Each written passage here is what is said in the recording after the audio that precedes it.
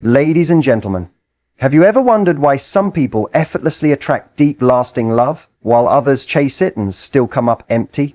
Today, we're unlocking the truth behind emotional connection and revealing the one mindset shift that makes them fall and stay in love. If you're tired of confusion, mixed signals, and feeling like you're never enough, let's dive into the topic that could transform your relationships forever. If personal growth and real love matter to you, hit that subscribe button, because this is just the beginning. When it comes to love, we often hear about sparks, passion, and undeniable chemistry. It's tempting to believe that physical attraction is the foundation of a lasting relationship.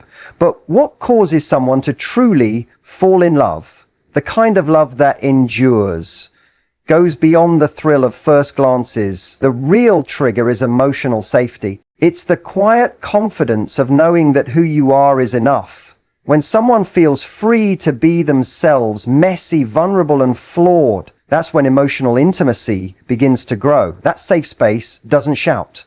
It whispers. You don't have to be perfect here. In love, people seek peace, not pressure. They don't just fall for your looks. They fall for how they feel around you. To create emotional safety, the first step is being present without judgment. This doesn't mean you accept bad behavior, but it does mean you accept that everyone has layers. When someone shares something vulnerable and is met with warmth instead of criticism, their walls come down. It's in those moments that trust is built, quietly and powerfully. People crave authenticity, but they won't show theirs if they feel they'll be shamed or dismissed. Think of it like emotional oxygen. The more you provide it, the deeper someone can breathe around you. That deep breath becomes a connection. We all want to be understood without being fixed. Love begins when understanding outweighs correction. So often, we're told to impress, to dazzle, to prove we're worthy of someone's time. But true connection doesn't happen when you're performing. It happens when you're calm, grounded, and comfortable in your own skin. It gives others permission to be the same. That relaxed energy is magnetic because it's rare. People are tired of proving themselves. When someone can walk into your presence and exhale, when they feel like they don't have to hold it all together, that's what makes you unforgettable. Not because you solved their problems, but because you didn't add to their pressure. That's the moment they start feeling emotionally safe. Emotional safety also comes from consistency. It's easy to be kind once, but what builds love is showing up again and again, even in small ways.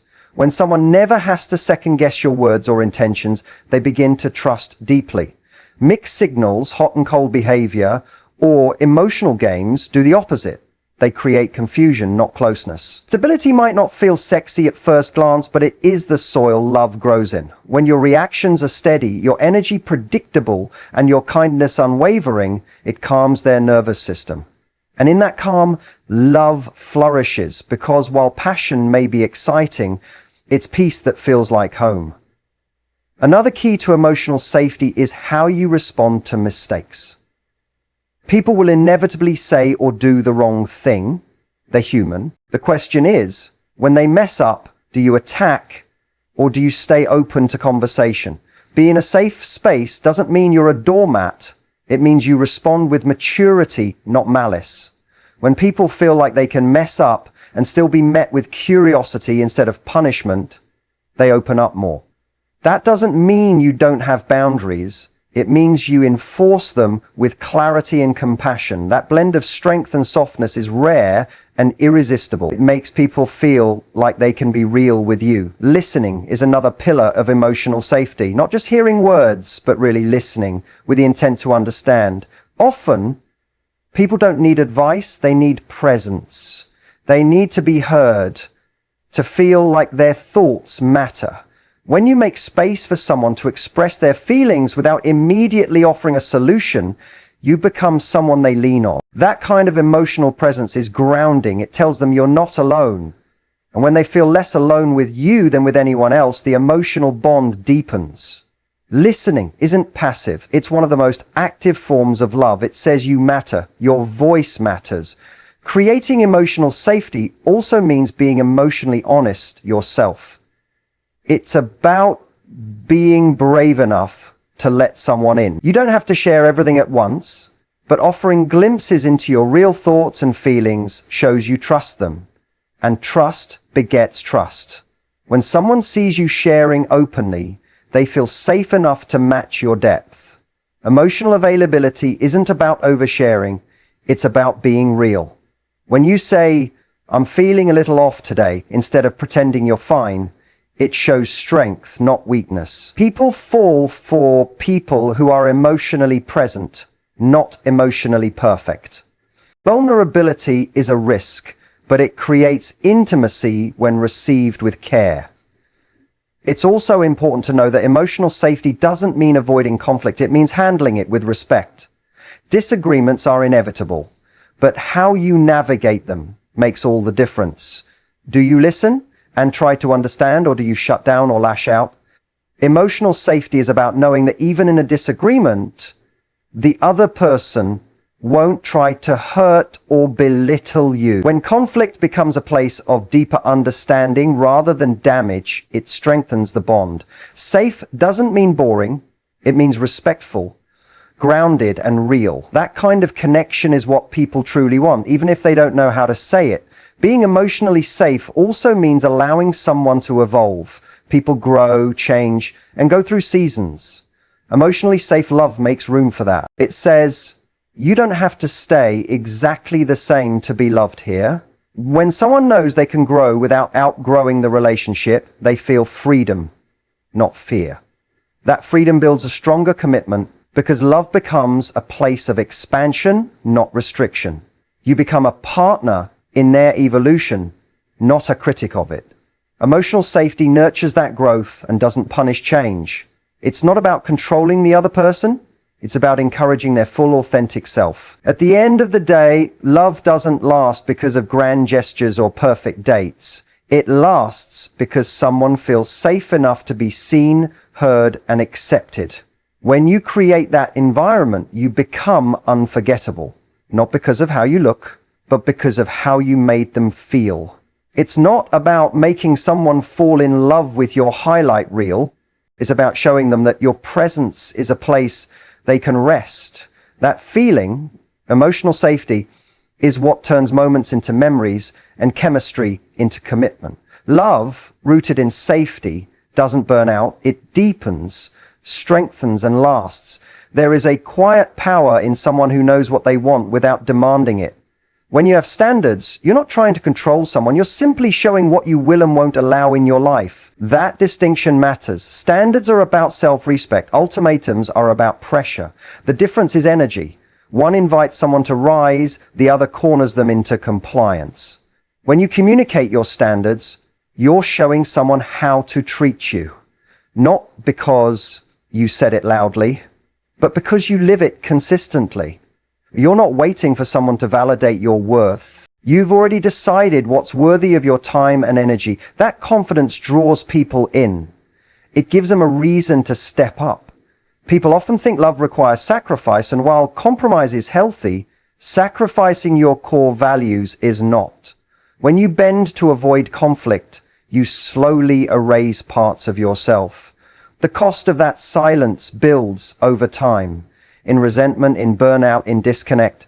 But when you hold to your standards, you maintain your identity. You communicate, I love being with you, but I won't lose myself to do it. That kind of clarity creates respect. It doesn't push people away, it actually brings the right ones closer, because the truth is, people are drawn to what challenges them in a healthy way. Not because it's hard, but because it's meaningful. And meaningful things are never found in fear. A standard doesn't have to be aggressive to be effective. You don't need to raise your voice or issue threats to be heard. It can be as simple as saying, "This is important to me," and letting your actions reinforce your words. People watch what you tolerate. Every time you let something slide that hurts you, you teach them what you'll accept. And over time, you begin to wonder why you're not being treated the way you deserve. But when you set a standard and stick to it, you protect your peace. You protect your heart. You're not making demands, You're defining the experience of being in your world. And if someone values you, they'll want to meet you there. It's tempting to use ultimatums when we're afraid of being hurt again. The impulse says, do what I need or I'll walk away. But that comes from fear, not strength. Ultimatums are often used when we've already allowed too much, hoping one final push will change the outcome. But someone who truly wants to be with you doesn't need to be threatened into effort. They need clarity. They need to know what matters to you, not under pressure, but with sincerity. A strong boundary isn't about punishment. It's about saying, I won't abandon myself to keep you. And in doing so, you model what real love looks like. Honest, secure, and without games. Having standards also means you're not afraid to walk away if those standards aren't met. And that's not about being cold or harsh. It's about understanding your value. When you stay in situations that don't meet your needs, you teach yourself that your needs don't matter. And that kind of self-betrayal chips away at your confidence over time. But when you say, this isn't right for me, and follow through with grace, you reinforce your worth. You stop begging for crumbs and start expecting a full seat at the table. Love isn't about suffering. It's about being in alignment, and alignment only happens when your actions reflect your inner truth. Clarity is one of the most attractive qualities a person can have. When you know what you want and you're not afraid to express it, you remove the guessing game. That doesn't mean you're inflexible. It means you've done the work to know what fulfills you. And instead of hoping someone else fills in the blanks, you invite them to meet you there. You become the author of your experience, not the audience to someone else's indecision. You stop chasing validation and start leading with intention. That intention feels different. It feels grounded. People don't fall in love with pressure. They fall in love with peace, purpose, and presence. Your standards don't have to look like anyone else's. Maybe it's consistency. Maybe it's emotional maturity. Maybe it's the willingness to communicate openly. Whatever they are yours, and they are valid. There is no universal rule book for relationships, but there is a deep inner knowing of what makes you feel respected, safe, and seen. Trust that. Honor that. Because love should never require you to silence your needs to keep someone around. It should feel like a space where your needs are met, not just because you asked, but because they want to meet them. And if they don't, you'll know to step away with love, not bitterness. There is a subtle but powerful shift that happens when you embrace your standards without apology. You stop trying to convince someone to choose you. You realize that your energy is best spent on people who already do.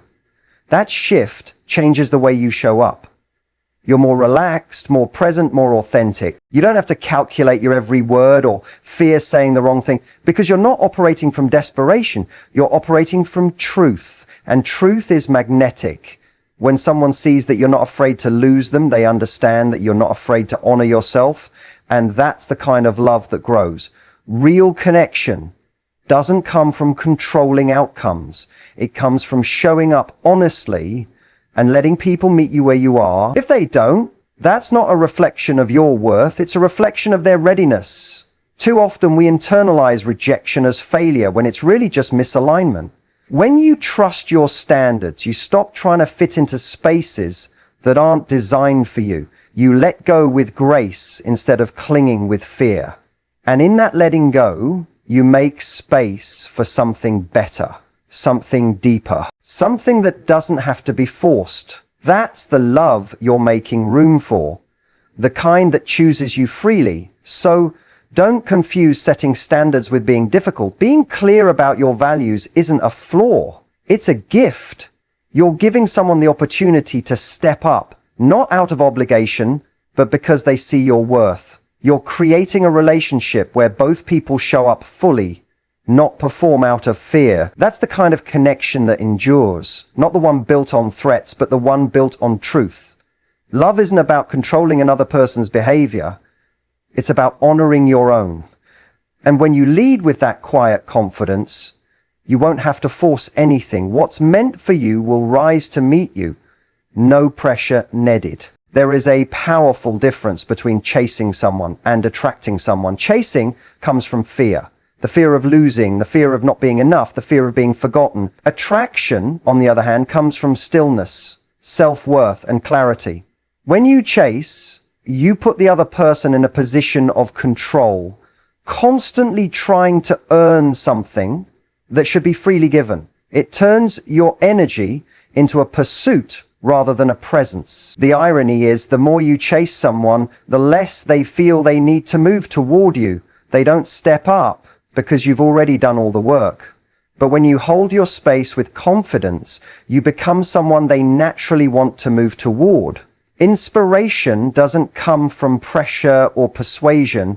It comes from authenticity. When someone sees you living your life fully, joyfully, and with purpose, they want to be closer, not because you've asked, but because your energy invites them.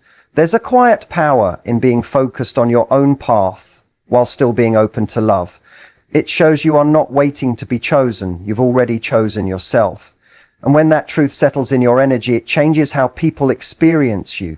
They begin to recognize your value without needing to be reminded. You're not trying to convince anyone to see your worth. You are simply being it.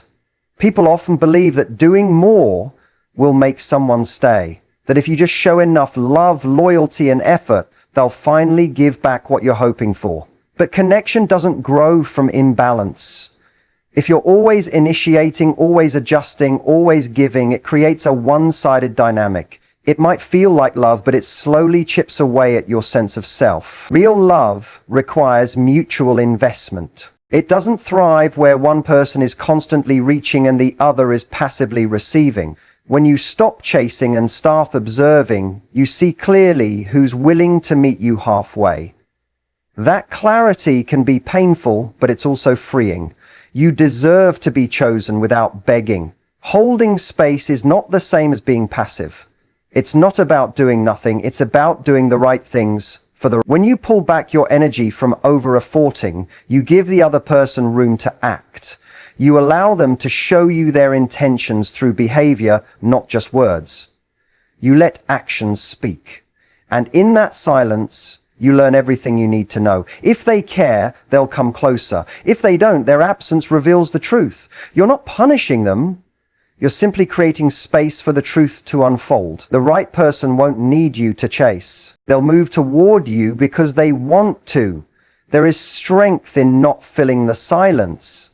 Sometimes when communication slows or attention fades, we rush to fix it. We text more, give more, try harder. But what if you didn't? What if you let the silence reveal who they are instead of using your energy to close the gap? That requires self-trust. It requires knowing that someone drifting away isn't a reflection of your inadequacy. It's simply a sign that they weren't ready, willing, or capable. You're not afraid of their distance because you no longer tie your value to their nearness. You don't fill space with desperation. You hold it with dignity. And in doing so, you allow true alignment to emerge. When you stop chasing, your standards become clearer.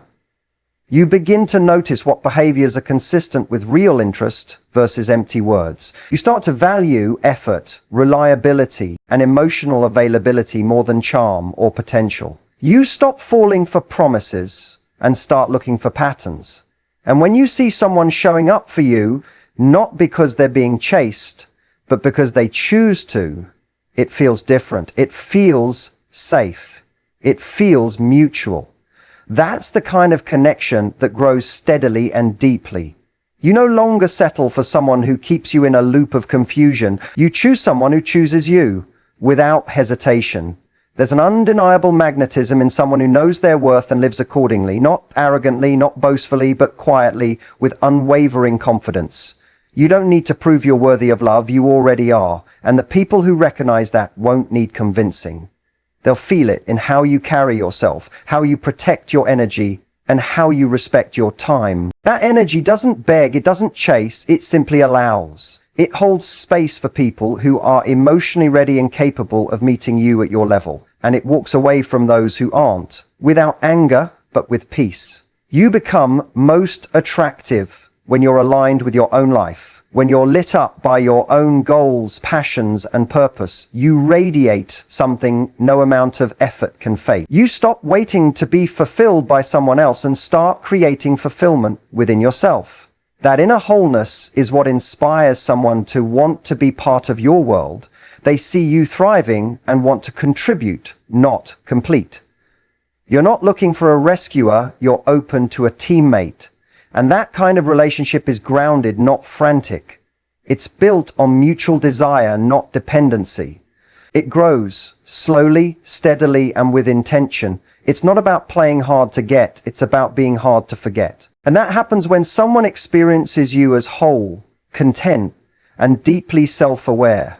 They remember how you made them feel, not pressured, not tested, not trapped, but drawn in. You were the calm in their chaos, the clarity in their confusion. That energy doesn't need to chase because it leads. It creates the kind of emotional space that invites action. It gives someone the opportunity to show their character, to rise, to pursue, to invest, not because you pushed, but because they wanted to. That's what real connection is built on. So instead of chasing, focus on becoming.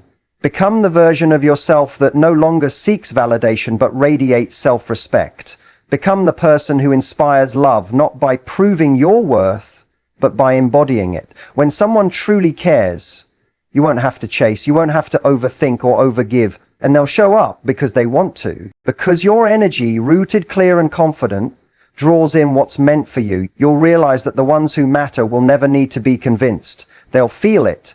And they'll step up, not out of obligation, but because they see you and they know they've found something rare. One of the most powerful things you can do in any relationship is to reflect, not react. When you become a mirror instead of a megaphone, you allow someone to see themselves clearly through your behavior. You don't need to yell, push, or chase validation. Instead, you quietly reflect what they bring to the table. If they show up with love, you meet them with openness. If they pull away, you don't scream. You simply mirror that energy with calm detachment. That response isn't cold, it's conscious. It sends the message that you respond to energy, not empty words. That's where your power lies, not in controlling their actions, but in choosing your own. When you try to force someone to love you better by explaining and pleading, you end up exhausting yourself emotionally. Repeating your needs over and over becomes a cycle of hoping they'll suddenly understand or change. But real change doesn't come from pressure. It comes from realization, and that realization often only happens in silence. When someone doesn't hear you, speak less. Not as a game, but as a grounded shift in focus. Let them feel the absence of what they took for granted. Let your actions say, "I will not beg you to see me." That quiet shift in energy can echo louder than any confrontation. Being a mirror also means honoring alignment. You don't try to mold yourself to fit someone's inconsistency. You don't over-function to compensate for their under-functioning. You simply reflect reality back to them. If they're distant, you allow space. If they're fully present, you lean in. In doing this, you stop being the emotional caretaker of the relationship and start being an equal participant. You're no longer managing the dynamic, you're observing it. And what you see teaches you everything. You don't have to dissect intentions or overanalyze behavior. You just have to trust what's being mirrored back to you. That's where truth lives, in patterns, not promises. The beauty of mirroring is that it keeps you grounded in your own worth. You're not trying to make someone be something they're not. You're allowing them to show you who they are and responding accordingly. This saves you from false hope and emotional confusion. It protects your peace without shutting down your heart. You're still open. You're just no longer pouring energy into one-sided situations. You understand that love should flow both ways. And if it doesn't, you adjust, not chase. You don't need to announce every boundary. You become the boundary.